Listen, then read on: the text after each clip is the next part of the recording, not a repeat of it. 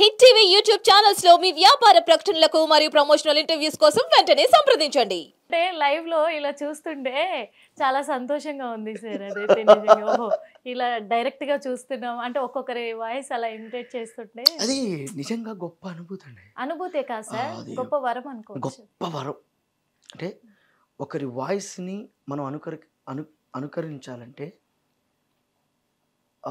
First వాళ్ళని మనం ఇష్టపడాలి. అవును. బాబు గారు అలాగే జగనన్న పొలిటీషియన్లో వీళ్ళిద్దరూ నాకు బాగా ఇష్టం.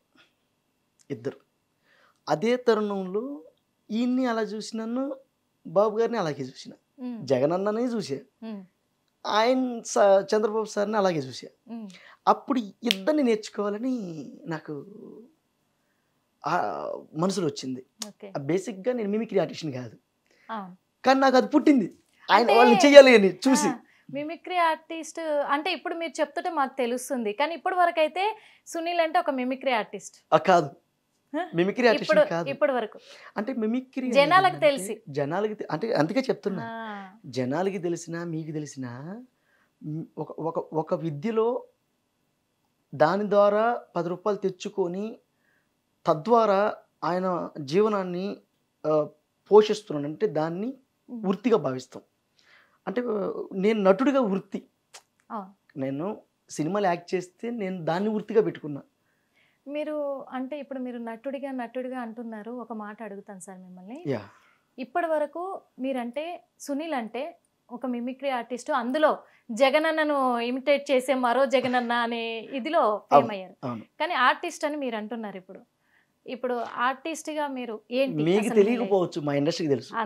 అందుకే అడుగుతా అంటే మాకు మీరు చెప్తే కదా సార్ తెలుస్తుంది. ఇప్పుడు మా ఇండస్ట్రీలో సుపరిచితం. సో నా ఫ్రెండ్స్ కానీ చాలా మంది.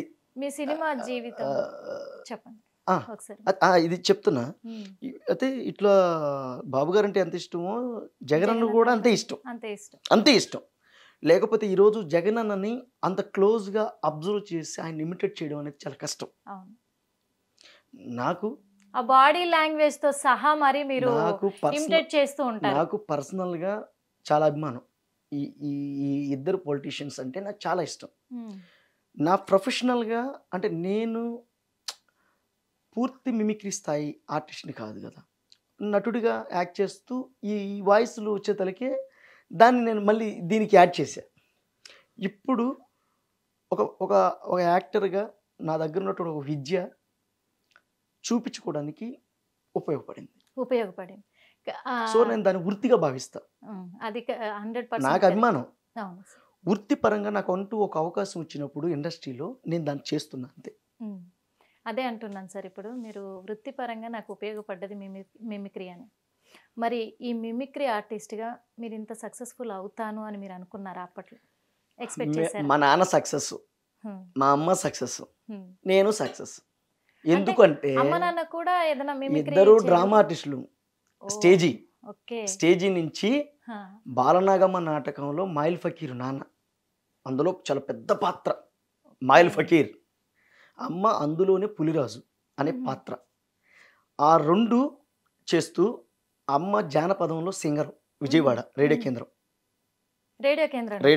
విజయవాడ రేడియో కేంద్రంలో జానపద పాటలు పాడుతున్న సింగర్ మా అమ్మగారు. మీ ఫ్యామిలీ బ్యాక్గ్రౌండే కళారూపాలు.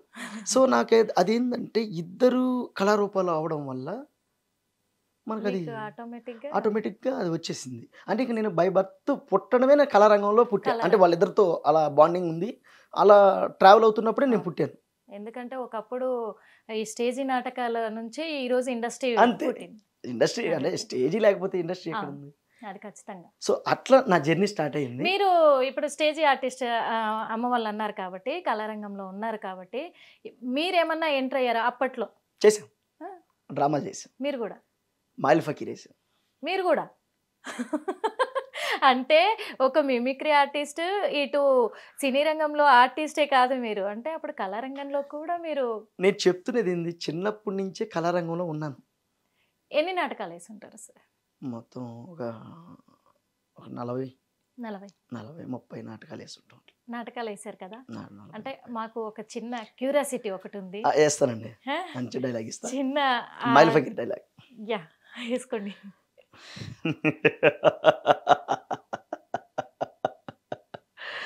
ఏయ్ కఫాలి అఖండ జోల ప్రజోల కలల ద్రిమిష్టిని మచ్చమష్కిష్క భక్షిని దుమ్ దుమ్ కర్ల జుమ్ జుమ్ మార్తు ప్రయాణి హచ్చనంద స్వరూపిణి మాతా సర్వించిన ప్రకారం గండ బేరండ పక్షులు చంపి ఆ నెత్తుట్లో 1000 సార్లు స్నానాలు చేసి వస్తుంది కదూ. ఈ పకీరికి చావు లేదు. పకీరు అమరుడైపోయాడు. ఏం పలకవేం? నాగు ఈ మాయిల్ ఫకీర్ అడ్డాసాలకు భూగోళం దద్దరిల్లిపోయింది కదూ. రా రా నాగు, ఈ పకీరు కగిట్లో 1000 శతాబ్దాలుగా నిద్రపోదురా నాగు.